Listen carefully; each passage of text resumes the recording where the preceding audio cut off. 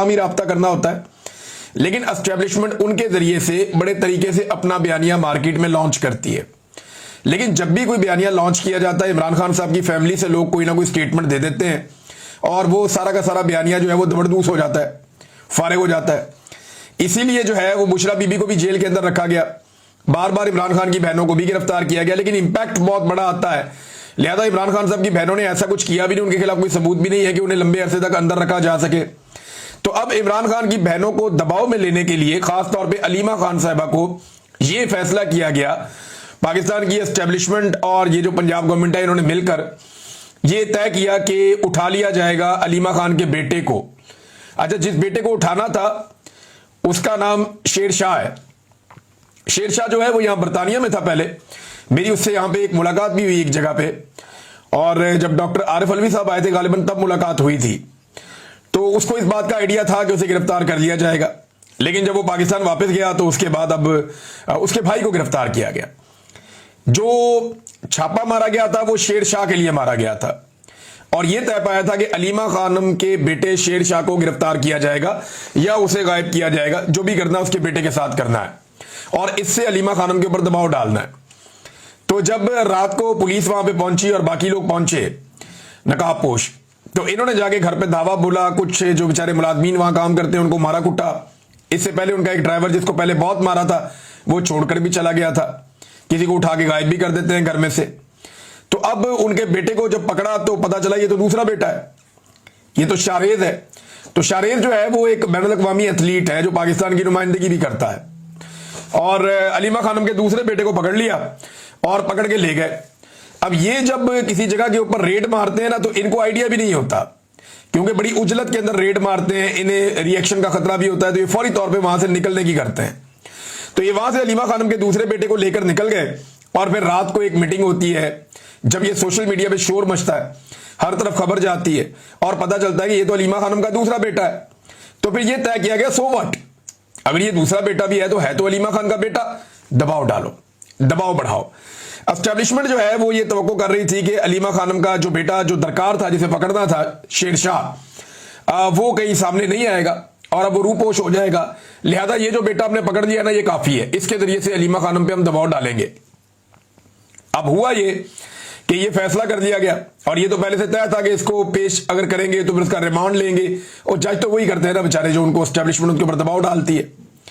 कुछ जजेस ने बड़ी हिम्मत दिखाई और बार बार दिखाई, उन्हें सैल्यूट करना चाहिए सारी कौम को, लेकिन बहुत सारे जजेस जो अब लाकर बिठाए गए मुख्तलिफ जगहों पर अपनी मर्जी के, वो जजेस इंसाफ की फराहमी नहीं कर रहे, बल्कि बुरी तरह नाकाम है इंसाफ फराहम करने में, या कंप्रोमाइज जो आप ये समझ ले।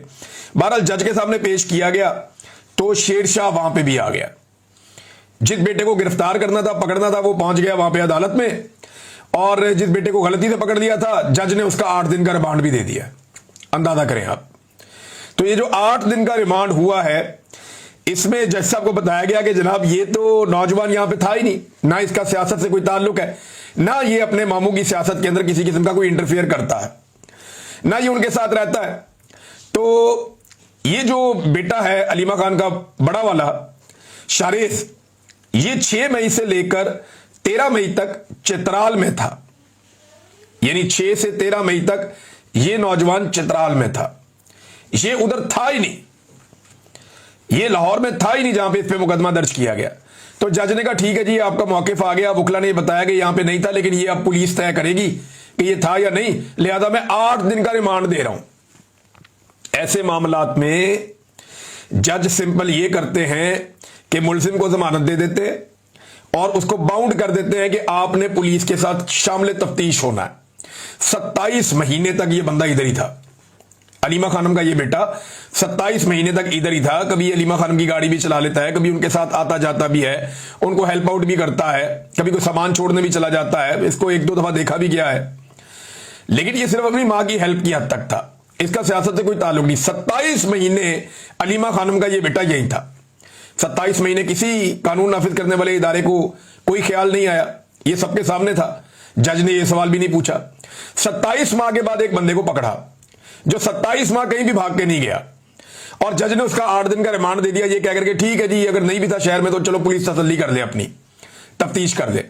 और भाई तफ्तीश तो एक बंदे को आप जमानत दे दें उसके बाद भी हो जाती है, शामिल तफ्तीश हो जाता है वो बंदा। तो ये जज साहब ने ज्यादती की और ये सिर्फ एक सेट पैटर्न है, ये एक तरीका वारदात है जिसके जरिए से अलीमा खानम के ऊपर अब दबाव डालना है। देखिए ये फैसला कर लेते हैं ना बादशाह सलामत, या फैसला कर लेती है मलका आलिया या कोई टिकटॉकर शहजादी, तो फिर ये बंदा पकड़ लेते हैं, बाद में सोचते हैं बंदे का करना क्या है। अब वो जो बेटा जिसको गिरफ्तार करना था, जिसका नाम शेरशाह है, वो पहुंच गया अदालत में। जब वो वहां से निकला तो उसका ताकुब शुरू कर दिया गया। उसके पीछे लग लग के काफी दूर जाके उसको भी सादा कपड़ों में लोग उतरे, उन्होंने उसकी गाड़ी को घेरा, उसे गाड़ी से निकाल के अगवा करके उसे भी ले गए। अब वो जो शेरशाह है उसको भी अगवा कर लिया गया। अच्छा, शेरशाह के बारे में ना थोड़े दिन पहले शेर अफजल मरवत साहब ने एक दावा किया था। शेर अफजल मरवत ने कहा था कि अलीमा खान साहिबा ने कोई डील की हुई है फौज के साथ। ये शेर अफजल मरवत ने कहा था कि अलीमा खानम साहिबा ने कोई फौज से एस्टेब्लिशमेंट को डील की हुई है और उनका जो बेटा है शेरशाह वो इसी डील के तहत पाकिस्तान वापस आया है, और ये बेटा जो है वो खुला फिरता है, इसे कोई गिरफ्तार नहीं करता। उसकी वजह यह है कि अलीमा खान ने डील की हुई है। ये शेर अफजल मरवत का दावा था। अब जनाब शेर अफजल मरवत का ये जो दावा है, ये कैसा दावा है कि दोनों बेटे ही गिरफ्तार हो गए। यानी पहले एक बेटा गिरफ्तार हो गया जो तो बिल्कुल ही बेगुनाह है, वो तो कभी गया ही नहीं उस तरफ, और बाद में जनाब जो दूसरा बेटा है उसे भी गिरफ्तार कर लिया गया।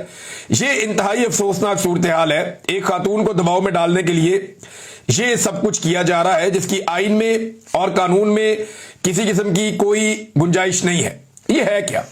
देखिए अलीमा खानम ने भी यही कहा और बाकी लोग भी यही बात कर रहे हैं। मेरी कई सहाफियों से बात हुई, वकला से बात हुई, तो उनका यह कहना कि ऐसा लगता है कि सिस्टम या एस्टेब्लिशमेंट वो इस वक्त घबराहट का शिकार है और बुखलाहट का शिकार है। एक ऐसी फ्रस्ट्रेशन है जिसमें उन्हें समझ नहीं आ रही वो करे क्या, तो वो ताकत का अंधाधुंध इस्तेमाल कर रहे हैं। यानी जहां पे भी उन्हें कोई प्रॉब्लम नजर आता है तो वो ताकत का इस्तेमाल करते हैं। 26 नवंबर में लोग एहतजाज करने आ रहे हैं, कोई बातचीत नहीं, मारो गोलियां, ताकत का इस्तेमाल करते हैं। इमरान खान को जेल में रखा हुआ है, कोई मुकदमा नहीं, कोई चक्कर नहीं, ताकत का इस्तेमाल कर रहे हैं। पाकिस्तान तहरीक इंसाफ की चादर और चारदीवारी का तकद्दुस पामाल, ताकत का इस्तेमाल हो रहा है। अलीमा खानम साहिबा बाहर आके बात करती हैं, इमरान खान साहब का पैगाम पहुंचाती हैं, तो उनके दोनों बेटों को उठाकर अगवा कर लिया गया। एक के ऊपर अब मुकदमा डाल दिया गया, दूसरे का भी कुछ पता नहीं है, ताकत का इस्तेमाल कर रहे हैं। तो हर जगह पे पाकिस्तान तहरीक इंसाफ के खिलाफ हो या पाकिस्तान की आवाम के खिलाफ हो, पाकिस्तान की मिलिट्री एस्टेब्लिशमेंट सिर्फ ताकत का इस्तेमाल कर रही है। दिमाग ऐसा लगता है इनका काम करना बंद कर गया है। वैसे भी मोटी खोपड़ी है, इसमें बात जल्दी घुसती नहीं है। पाकिस्तान की हालत इन्होंने क्या कर दी है, अगर इनका दिमाग काम करता होता तो आज पाकिस्तान की ये हालत ना होती। बहरहाल ये एक फ्रस्ट्रेशन है, एक कमजोरी है जो अब साफ साफ दिखाई दे रही है कि कानून और आइन के दायरे से बाहर ये पाकिस्तान को डील कर रहे हैं, पाकिस्तान की मिलिट्री एस्टेब्लिशमेंट और दीगर इदारे। और याद रखिएगा कि अगर ये वक्त निकल गया ना, तो जो आप गलतियां कर रहे हैं इसके बाद आपके पास कोई बहाना भी नहीं बचेगा। और ये बात मेरी आप संभाल के रख लीजिएगा कि आपके पास वाकई कोई बहाना नहीं बचेगा, क्योंकि इमरान खान तो डट के खड़ा हुआ है, वो तो एक कदम पीछे हटने को तैयार नहीं है। इमरान खान के जो बदतरीन नकात थे, जो बात इमरान खान पे तनकीद करते थे, वो अब इमरान खान साहब की गवाहियां दे रहे हैं। मैं आपको एक गवाही सुनाता हूं। यहां मैंने वो अली अहमद कुर्द साहब को सुना, उन्होंने जो इमरान खान साहब के बारे में अल्फाज बोले वो मैं अभी आपको सुना देता हूं। लेकिन अंसार अब्बासी साहब ने, जर्नलिस्ट हैं, उन्होंने एक पैगाम पहुंचाया है। यानी अब हमारे कुछ सहाफी जो है ना वो पैगाम पहुंचाने का काम करते हैं। वो ये बताते हैं कि जनाब अब ये हो जाएगा, वो हो जाएगा, तो वो पैगाम रसानी का एक तरह से काम कर रहे हैं। पैगाम पहुंचाया कि जनाब इमरान खान साहब जेल से बाहर नहीं आएंगे, और उसकी वजह वो ये बताते हैं कि जो इस्लामाबाद हाई कोर्ट है वहां पे अपील नहीं लगेगी इमरान खान साहब की। अंदाजा करें आप, ये पाकिस्तान की जर्नलिज्म है। बजाय इसके कि ये कहा जाए कि कानून और आइन के मुताबिक अपील लगनी चाहिए, इंसाफ होना चाहिए, बल्कि ये कहा जा रहा है कि जनाब मुझे लगता है कि अपील नहीं लगेगी इमरान खान साहब की, क्योंकि और भी बहुत सारी अपीलें पेंडिंग है।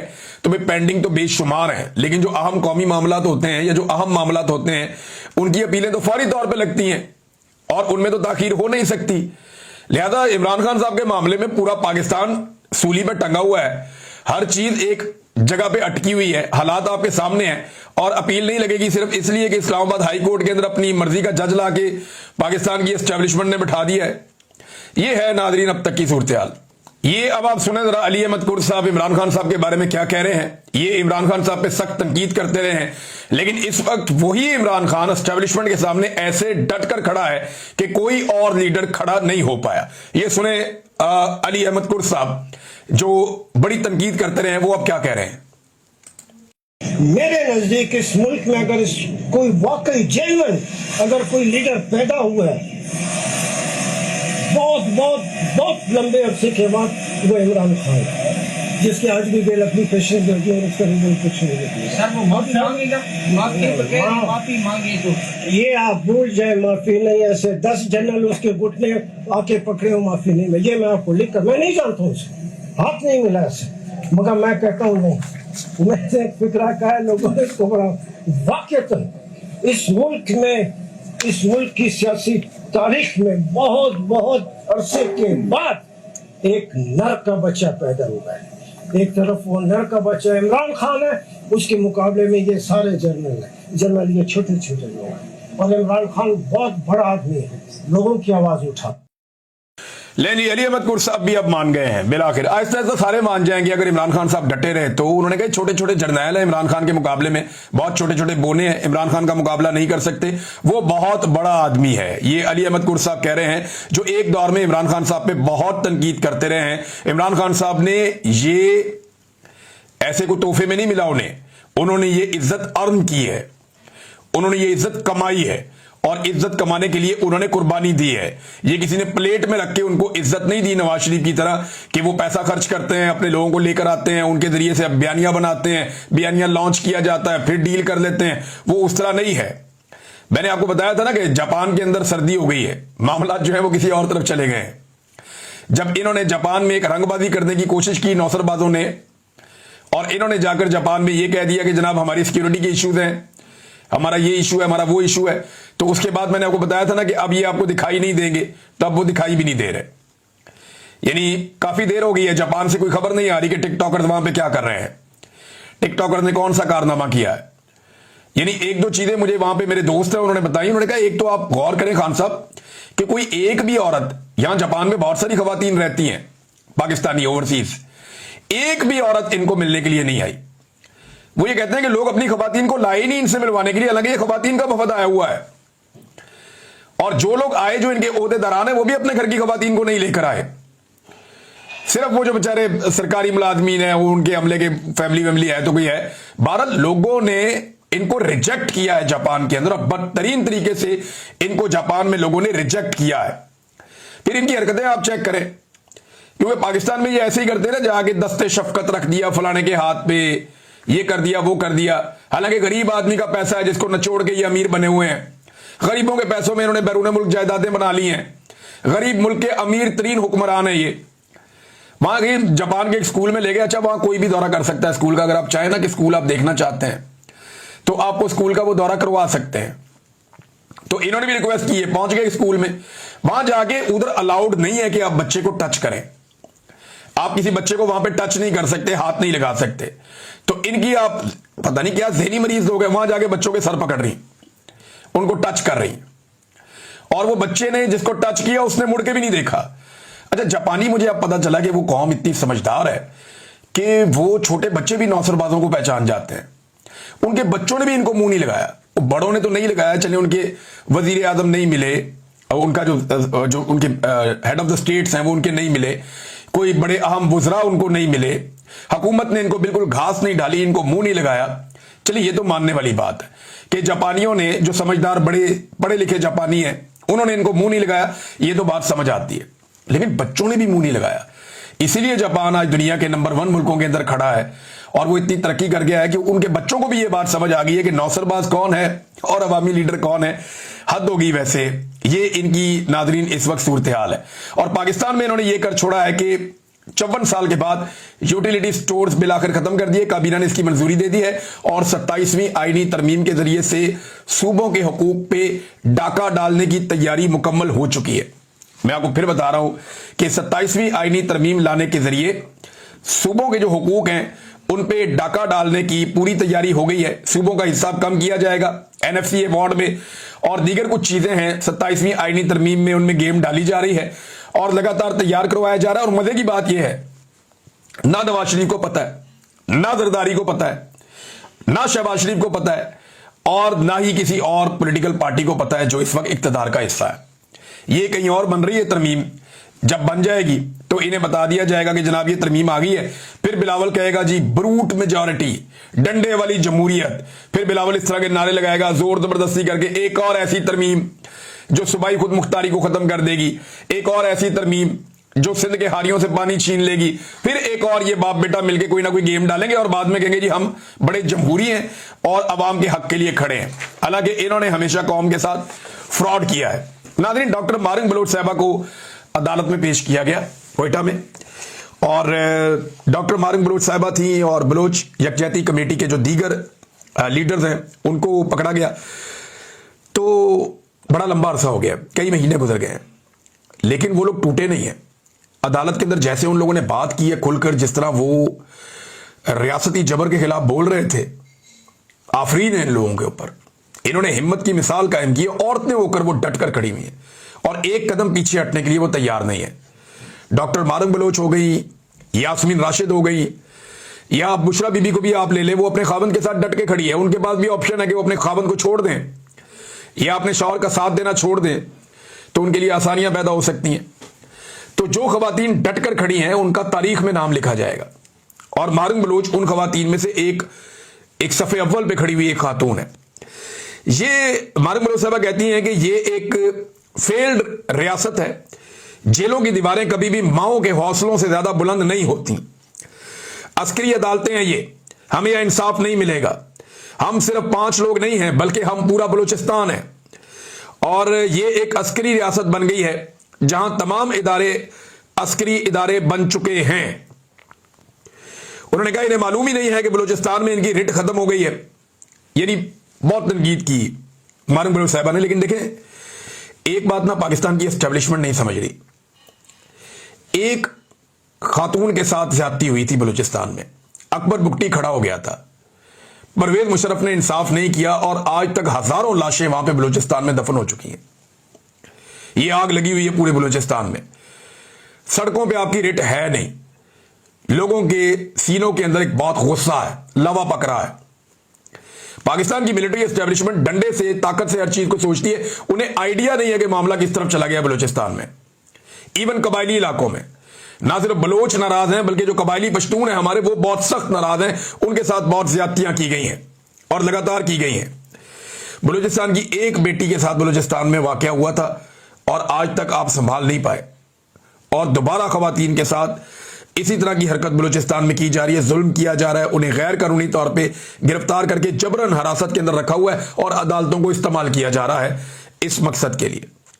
तो वो तो डट के खड़े हो गए थे, हमें फर्क ही नहीं पड़ता, हम सरेंडर नहीं करेंगे, और जो लापता अफराद का मामला है उससे भी पीछे नहीं हटेंगे, और जो बलूचिस्तान के हकूक हैं उन मामलात से भी पीछे नहीं हटेंगे। नादरीन, शहरियार अफरीदी साहब ने एक इशारा दिया कि इमरान खान साहब ने कहा था कुछ लोगों को पार्टी से निकालने के लिए। फिर उन्होंने कहा वो टॉक शो में बोलते हुए कि एक तो वो बड़ा लंबा लंबा अरसा गायब हो जाते हैं, इमरान खान साहब का मौक़िफ़ पेश करने के लिए भी शहरियार अफरीदी साहब जो है वो अवेलेबल नहीं होते। काफ़ी काफ़ी लंबा अरसा पाकिस्तान से बाहर चले जाते हैं, अमेरिका चले जाते हैं, बरतानिया चले जाते हैं, कहीं ना कहीं वो चले जाते हैं लंबे लंबे अरसे के लिए। इनका नाम कभी ECL में नहीं डलता, आप हैरान होंगे।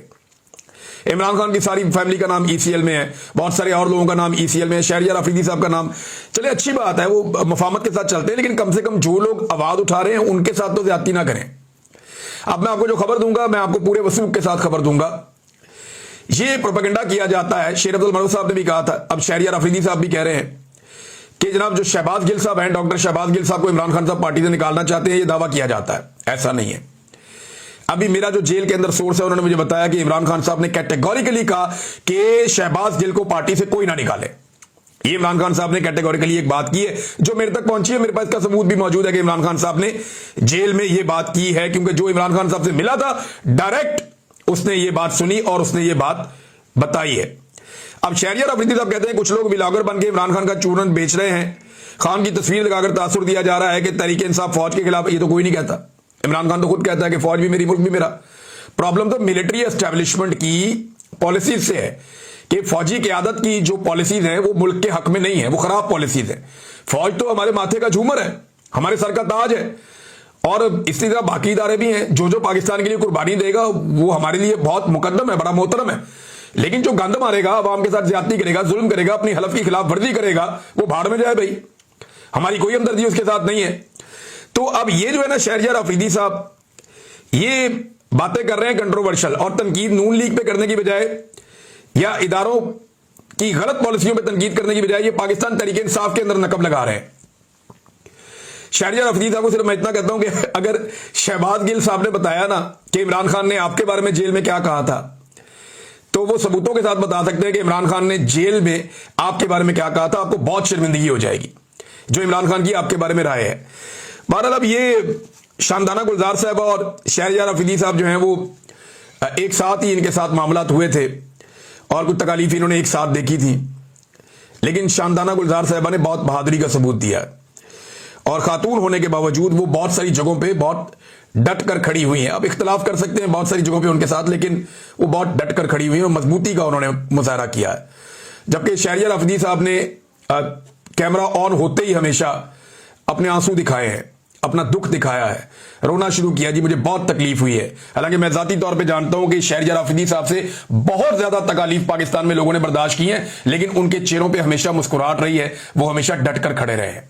नाजरीन, एक आखिरी खबर यह है कि ये गवर्नर खैबर पख्तूनख्वा जो कुंडी साहब हैं, फैसल करीम कुंडी साहब, उन्हें सैलाब ज़दगान की इतनी ज्यादा तकलीफ है और इतना ज्यादा उन्होंने दर्द महसूस किया कि इस दर्द को लेकर वो यूरोप की ठंडी हवाओं में ब्रसल्स पहुंच गए और वहां उन्होंने दावतों में शिरकत की। इस गम को दूर करने के लिए उन्हें मुख्तलिफ तहाइफ दिए गए, फूलों के तहाइफ दिए गए इस गम को दूर करने के लिए, और वो लगातार लोगों से मुलाकातें कर रहे हैं और इंजॉय कर रहे हैं ताकि सैलाब ज़दगान का गम कुछ कम हो सके। अब तक के लिए इतने ही, अपना ख्याल रखिएगा, अपने चैनल का भी। अल्लाह हाफ़िज़।